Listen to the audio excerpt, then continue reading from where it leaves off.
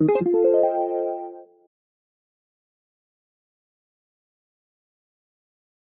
name is Genji Pywell. I'm a certified dog trainer. I'm currently in Corvallis, Oregon, and I specialize in fear and reactivity. I work with a lot of dogs who are extremely stressed, who've come from traumatic situations, rescues, who have a really hard time learning because of how much stress load is in their bodies. And in certain cases, I will recommend that we do a canine emotional detox, which is what we're going to talk about today. I would say reactivity is any reaction to a scenario that's out of proportion to what the reaction should Okay. be, right? So we think we see other dogs in a car and they can see people go by, they can see dogs go by, and they don't bark, bark, bark and go wild. And you're noticing that the behavior is getting worse, meaning it's increasing in intensity. And so when a dog rehearses something, barking or any kind of reactivity, they're doing it because they are getting rewarded on some level. In the case of a dog who's in the car barking when he sees people, he's barking at people going by or dogs going by.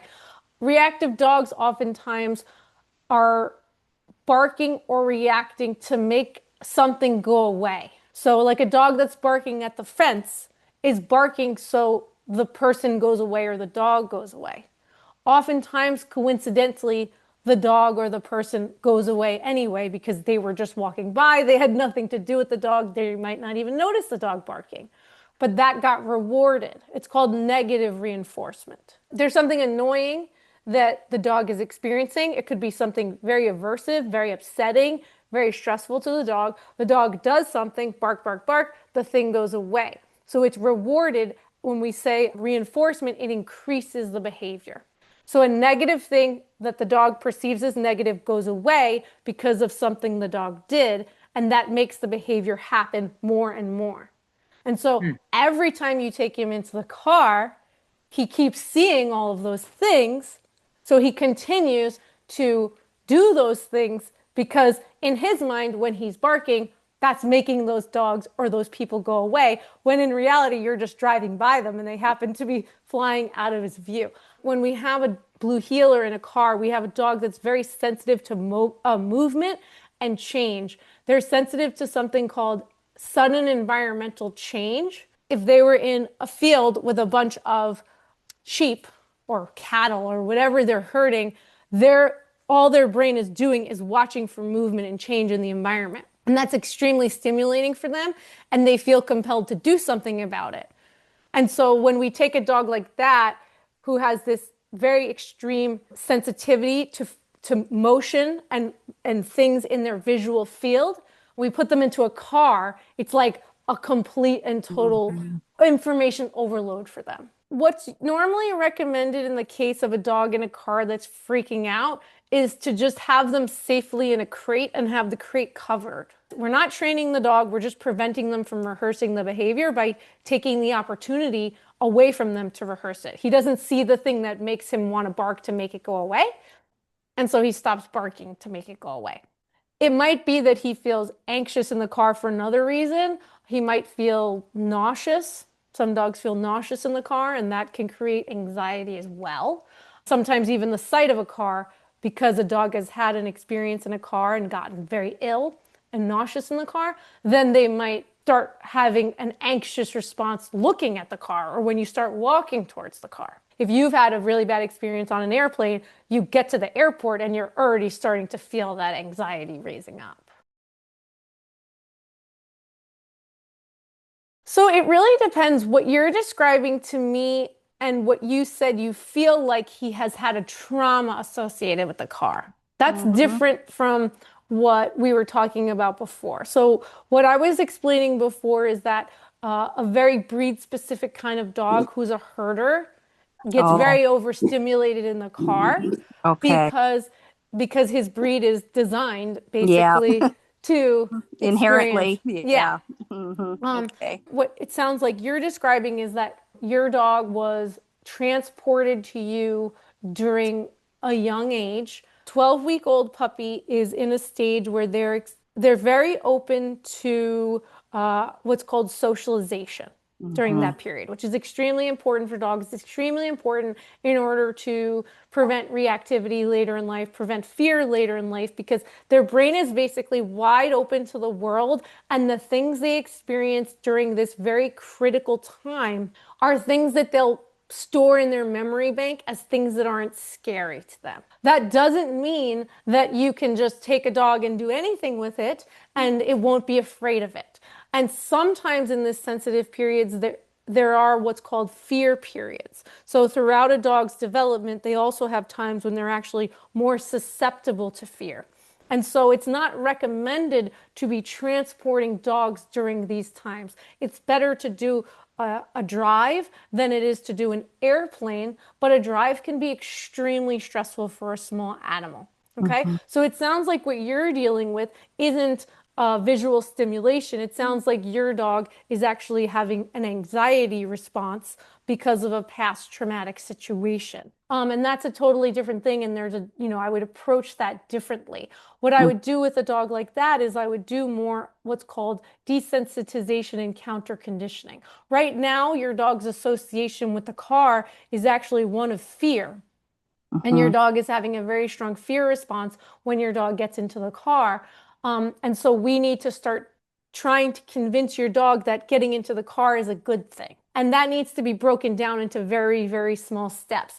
It sounds like what you're doing is more like exposure therapy. You're just saying, well, we're going to go for a ride, and then you're just going to get used to it. But what ends up happening is when we try to continue to expose our dogs to things that are very scary to them, we actually sensitize them more. We actually make them more afraid because we're Mm-hmm. just putting them in a situation and they don't have any control over the outcome. It's like if you were afraid of spiders and I was like, oh, it's okay. Just like, I'm going to keep having you sit next to the spider over and over. I'm going to cover you in Mm-hmm. spiders. You're not going to get over that. But if you were like, here's a picture of a spider and now here's a delicious piece of cake. Oh, I'm not as afraid of looking at that picture. Here's a fake spider. Here's a delicious piece of cake, right? And that's how we would help. That's basically how desensitization and counter conditioning work. We break it down into steps where your dog is not having a fear response. We give them something wonderful when they see the thing that is scary to them.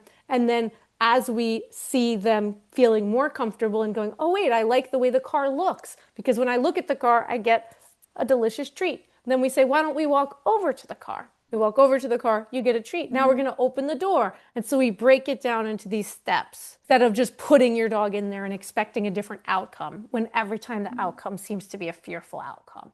I just want to address something that you brought up because I think it's a really important point that I think everyone can learn from. What you said was he gets into the car and then after something good happens.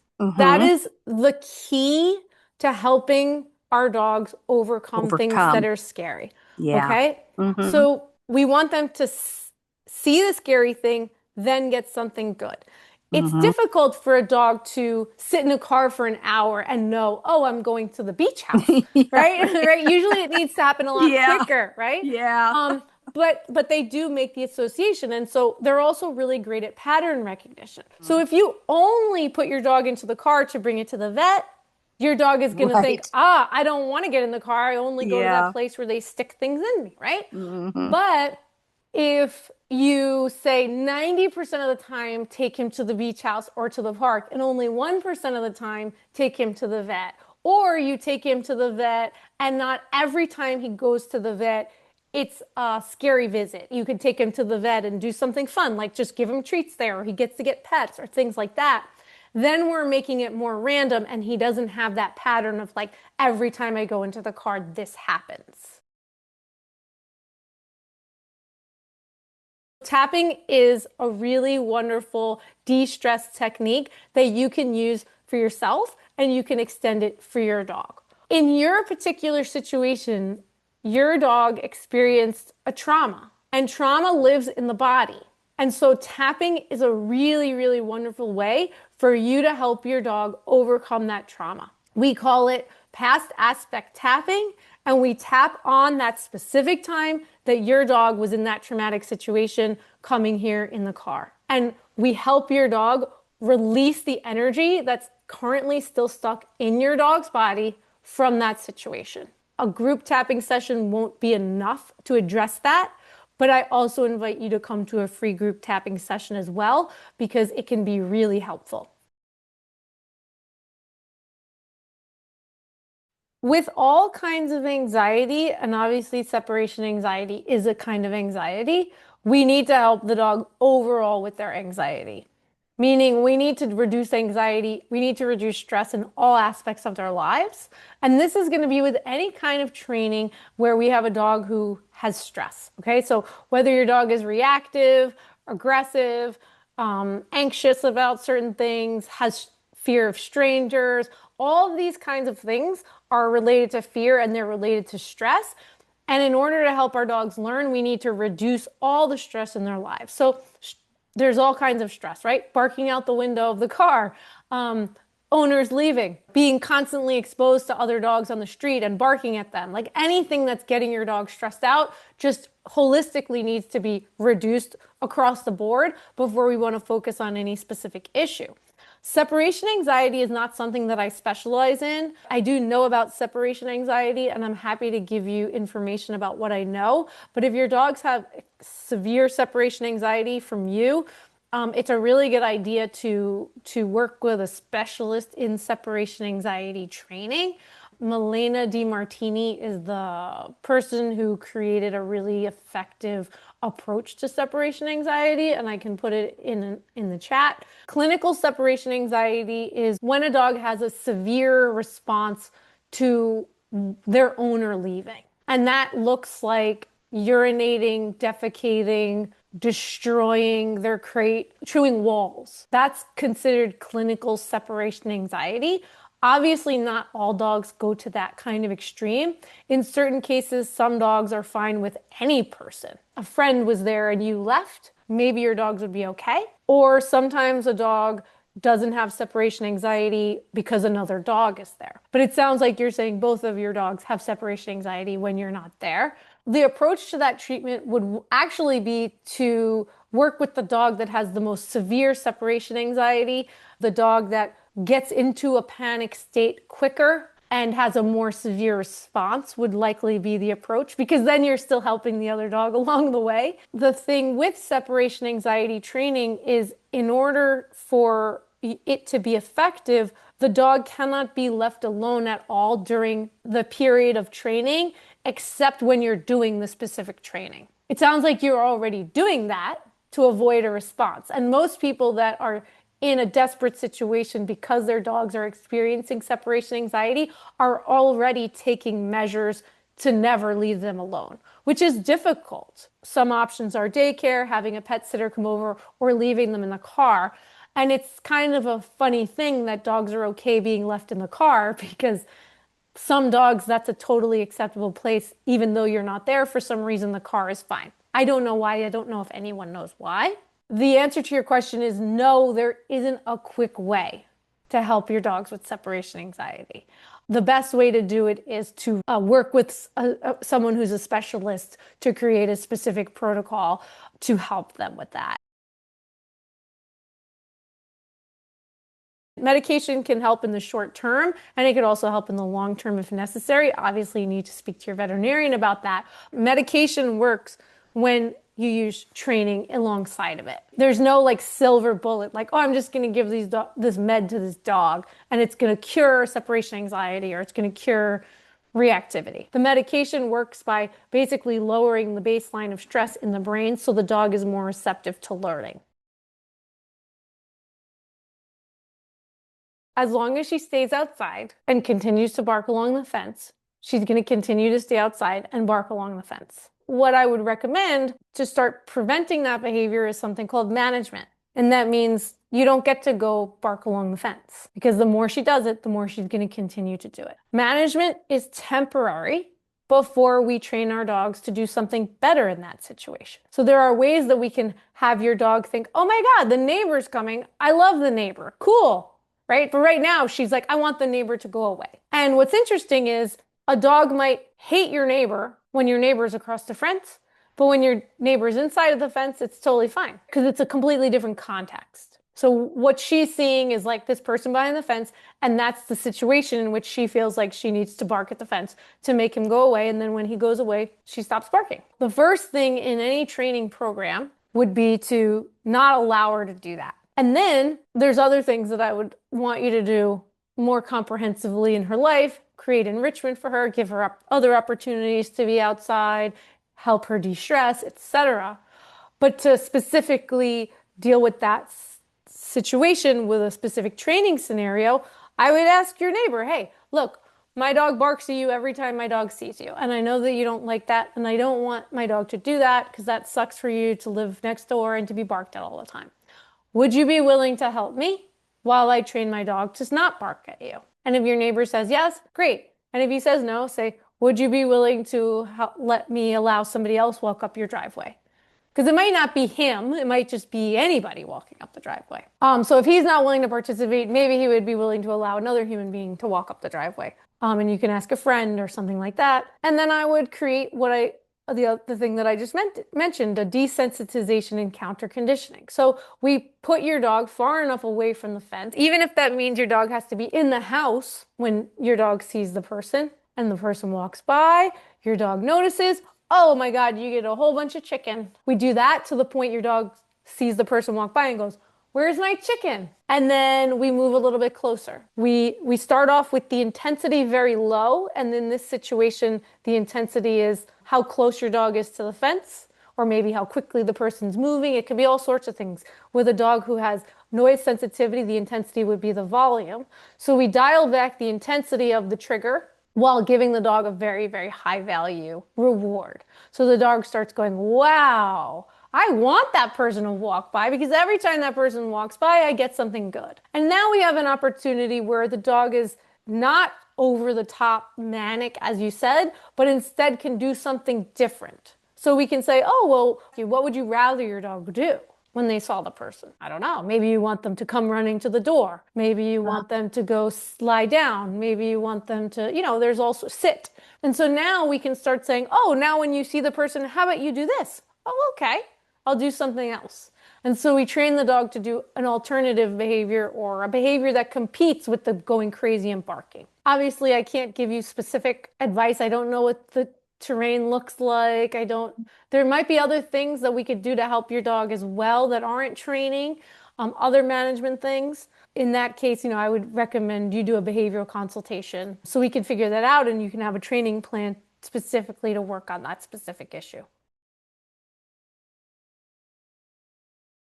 I think that you are not anthropomorphizing at all when you look at a dog and say he's bored. I think you're being empathetic and observational. And he probably is bored. And there's a lot of things you could do to help a dog with boredom. And dogs who are bored are more likely to be reactive because bored dogs are stressed dogs. When someone asks, oh, well, my dog's bored, would it be good to get another dog? Before we ask the question, does he want another dog or would he like another dog? I think a better question first is, do I want another dog? So when we add another dog to the equation, we can't add the dog as a solution to a problem. We need to add the dog inherently as like, I want another dog in my life.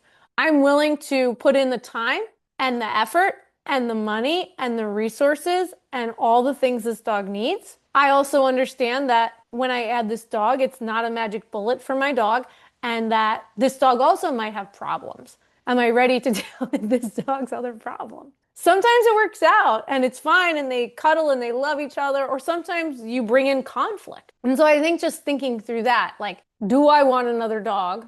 And does my dog want another dog? I think is a secondary question. I generally don't recommend people getting multiple dogs. People ask me, what's the perfect dog number? 1. How many dogs do I have? 3. How many dogs do I wish I had? 1. I love them all. I would never get rid of any of them. But 3 dogs is 3 more problems. 3 dogs, as they get older, it's much more expensive. They all have, every day, it's like, oh, now this one has this, that one has that. And so sometimes people get another dog because they think their dog has separation anxiety. Could this help? Sometimes it doesn't help at all. Sometimes people think, oh, my dog is bored, another dog will help. Sometimes they're just both bored together, or sometimes the other dog drives the other dog crazy now, and now you have conflict. So they're individuals, and you're not going to know until you mix them. So again, I would say, do I want a cat? Do I have the time and the resources to take care of a cat? Am I going to give the cat attention? Because the minute you add another animal, you're splitting your attention. Your dog is now going to probably get half the amount of attention than your dog got before. That's just reality. My dogs get a third of the attention, and I probably spoil one of them more than I do the other two. We just have a limited amount of time. So same with a cat. As far as how do I know if my dog would want another dog, I would maybe invite a friend over who has a dog. What does he do? Does he seem territorial? Does he seem happy? Does he welcome the dog? Does he want to play with the dog? How does he react to dogs when he sees them outside? An outside dog is a completely different context than an inside dog, right? People say, oh, my dog is great with dogs. I have 3 dogs. But then the dog goes outside and aggresses at other dogs. Just because you have dogs inside of your home doesn't mean your dog is going to like dogs outside of your home. So just because your dog likes dogs outside of your home doesn't mean your dog's going to like dogs inside of your home. And in the case of fostering dogs, I mean, I think you could possibly just do a test and see what happens. If you're thinking about bringing another dog in for foster, I think that's great because I know how limited fostering is and foster spaces. With a cat, you could maybe bring your dog to a place where there's another cat. If you have a friend who's willing to allow you into their home and see if how they react to it. And very short, 5 minutes, right? We don't want to traumatize the cat. Oftentimes, if we are deciding that we want another pet, the best way to do it, and this is different from a foster situation, is to have a puppy or a kitten come. So if I wanted to get another cat with my 3 dogs, I would get a kitten because the kitten is going to grow up around the dogs and learn basically how to live with a dog, whereas a cat who's never had experience with dogs might be completely terrified of dogs. If you have a dog and you want to get another dog, it is better to get a younger dog because especially a much younger dog. And I say this only because adult animals give a lot more graces usually to younger animals. Sometimes they completely hate them. Sometimes an adult dog is like, I hate puppies, get puppies away from me. Right? That's also possible, which is why I keep going back to that it's really an individual thing based on the dog. And I think any chance you get to be able to help an adult dog in need, I think that's a great thing that you can do. And I'd say probably the best thing to do would be get a dog that's similar breed. So if you have a herding dog, another herding dog, because their body language is going to be the same. They're going to have the same play style. I have a client right now who has a corgi, which is a herding breed, and a bulldog, which is a bully breed. And they just don't play the same way and they get into a lot of conflict because they misinterpret each other's body language. Some dogs really benefit from social exposure to other dogs, like socializing with other dogs. I think as dogs get older, it's not as big of a deal to go bring your dog to the dog park or bring your dog to playgroup and stuff like that. We can fulfill the social needs of our dogs by not getting another dog. I think we can fulfill the social needs of our dog by going on a group walk or going on a group hike with another dog and going to a barbecue and where there's another dog in the yard and they can hang out. I don't think we have to always introduce another dog. I'm not trying to discourage people from doing it. Most people don't have enough time for one dog, and that's just a reality. So I have a client who has 5 dogs, 5 rescue hound dogs, and that's her entire life. She is just like, this is what I do. And God bless her because it is a crazy feat. But that's not everybody. So it's really important to look at your own life, how much time you have, how much money you have, how much time you can dedicate to training, and then just the attention thing is a big deal. The Canine Emotional Detox is a 3-day protocol designed by a woman named Diane Garrett. This is the book. Diane Garrett, Stress Release for Dogs, the Canine Emotional Detox.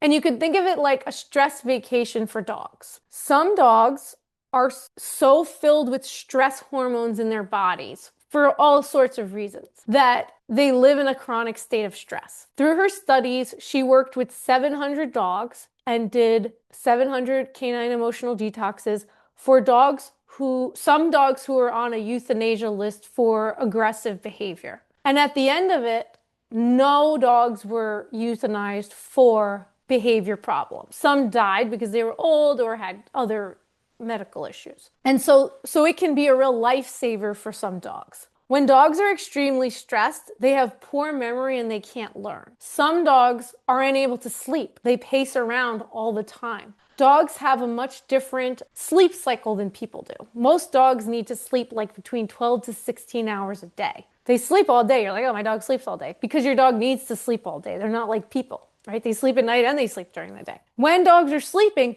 they're releasing stress hormones from their bodies. So dogs who are stressed, and especially dogs who are chronically stressed, she discovered that about 10% of dogs are chronically stressed, meaning that they always have an elevated level of stress in their bodies, have poor sleep. If any of you have experienced insomnia, even one night, you know how stressful the following day can be. So it might not be that they might be sleeping, but they might not be getting good quality sleep. The purpose of the canine emotional detox is to help dogs release stress hormones from their body with a specific protocol that over the course of 3 days gives them mental stimulation through brain games, gives them the opportunity to play. It gives them the opportunity to do doggy things like sniffing and foraging and problem solving. And it's done in a way where we have a mentally tiring activity punctuated by a period of rest, and then a mentally tiring activity or a physically tiring activity punctuated by a period of rest. And we do a complete cycle of that for 3 days straight. Owner is given a specific set of instructions on what to do and specific exercises to do with the dog. Basically, it's an agenda for the day. So you're going to do this exercise and you're going to observe what happened. And then you're going to do a period of rest, uninterrupted, but you're going to be observing the dog during that. How long does it take the dog to rest? How long does it take the dog to get into like a full relaxation? If you've ever seen an anxious dog, sometimes when they're sleeping, their legs are straight out in front of them. They're not actually fully relaxed. They're on guard, even when they're sleeping. You mentioned that your dogs, every time you get up, they're following you around. They're not getting good rest if every time you move, they're being interrupted. And so therefore, they're not releasing those stress hormones from their bodies. It's quite intensive for the human as well. You need to dedicate 3 whole days to it. The purpose of it is, 1, to do these mentally and physically tiring exercises so that by the end of it, your dog fully can relax. So during that time, your dog is not exposed to any stressors. So if that means that you going out stresses your dog, well, you have to stay home. If you go for a walk and your dog barks at every dog and has reactions, the dog doesn't go for a walk for those 3 days. So all triggers during those 3 days need to be eliminated. Because imagine if that were you, if every day you were exposed to things that were totally stressing you out, you're not fully de-stressing. Stress is a totally normal function in the body. It just prepares our bodies for things that might be threatening or things we might need to do. It's not always negative. Even playing for dogs can be very stressful, right? Even good things can be stressful, but they're having a similar effect on the body. So say, this is our dog's baseline of stress, and then the dog gets stressed out, right? Something happens, like you leave, or he hears a loud sound, or a dog barks at it, whatever it is, right? They get this spike in stress in their body, and then it comes down. But when we have certain dogs, the stress level goes up, and then they never fully come down. And then it goes up, and they never fully come down. And so their baseline, which should be down here, is actually elevated all the time. And a dog like that has a hard time if you want to train it to be not fearful around people, or you want to train it to be less reactive on walks, or you want to help it with separation anxiety or aggression. Before we can address those behavior problems, we need to de-stress the dog. And so that's the purpose of the CED. It's an intensive 3-day vacation for your dog to completely release those stress hormones from their body. But it's also a way for you to observe how your dog solves problems, how your dog rests, how your dog plays, how you interact with your dog, because all of that information is then used in the final assessment and then in the behavior modification plan or the dog training plan that follows.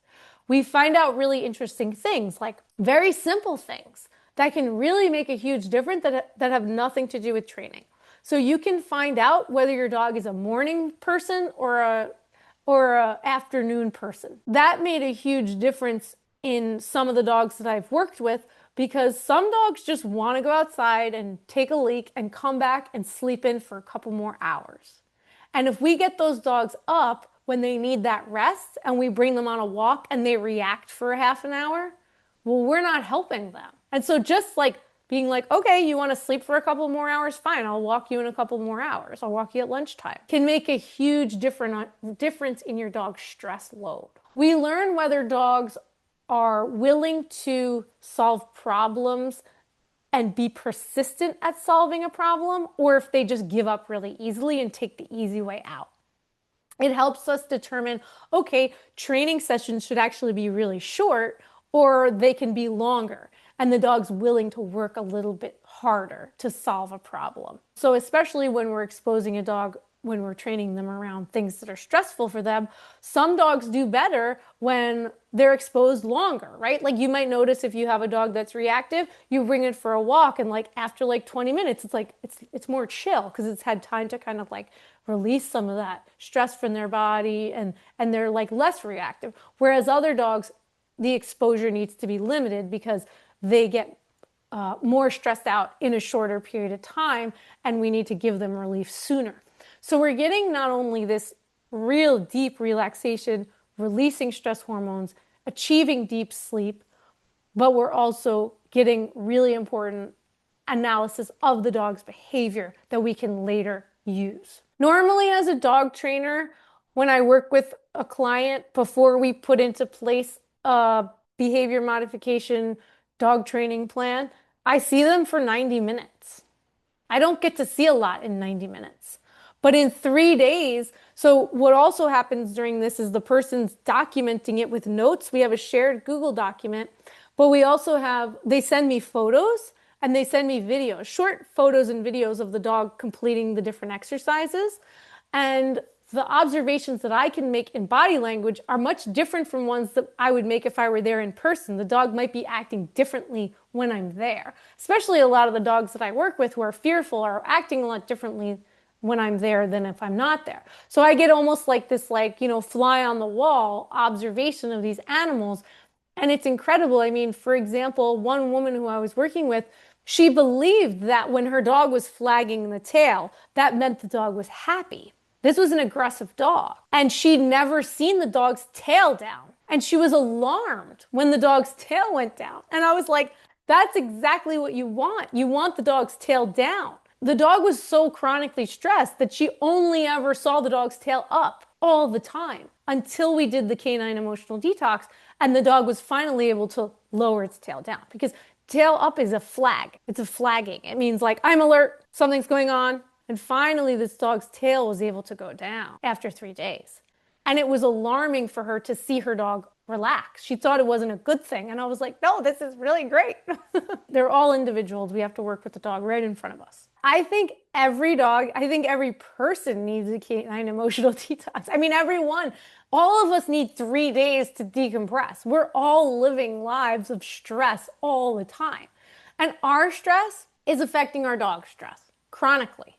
When we're stressed, we're stressing our dogs out over the long term. So people need this too. But yes, I think every dog could benefit from it. At the same time, not everyone has the resources or the time to do it. It is intensive. You need to actually, if you work full time, you got to take off of 1 day of work at least, right? Because it's 3 days. What I would say too is that it's really great for dogs who are in foster, dogs who have been newly rescued, dogs who have had traumatic experiences, dogs who are having any kind of real behavior challenge. It's absolutely beneficial for them. I think it would be great for every dog before you start a training plan around unwanted behavior. Is it realistic for everyone? And is everyone willing to do it? No. When I tell people how intense it is, some people go, I don't have the time or the money to do it. And I go, okay, fine. It's not like you can't achieve some of your goals, but for some dogs, I will say, I'm not going to work with your dog unless you do this because you're not going to get as far. The purpose is not only to de-stress the dog and to observe, but it's to put the dog in a place where when you start the training plan, the dog is in an optimal place to learn. If we start the training plan before the dog is de-stressed, you might plateau or you might not get as far as you would get if you gave the dog that opportunity to be less stressed out. Stress is a huge reason why dogs have behavior problems. And there's a lot that you can do that isn't the 3 days. There's a lot of activities you could do to help de-stress your dog. And I have a training program that's 7 steps from starting with de-stressing. And you don't have to do it over that 3 days. You could do it over a longer period, but you really need to see a change in the dog's stress before you start training, especially if you're training around fear or reactivity or other difficult behaviors. If your dog is just like a regular dog and you want to go to doggy school, it's not necessary to do a detox. But I think everyone would benefit. It's not going to hurt. There's all the information there about all my dog training services. I'm also an animal communicator and I do tapping and I offer these really fun group tapping experiences on Meetup. So I would love for you to join for that. I have them just for people, but I also have them for people and pets.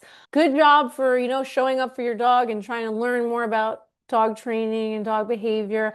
I do these every month, so come to the next one. All right, take care and have a great day.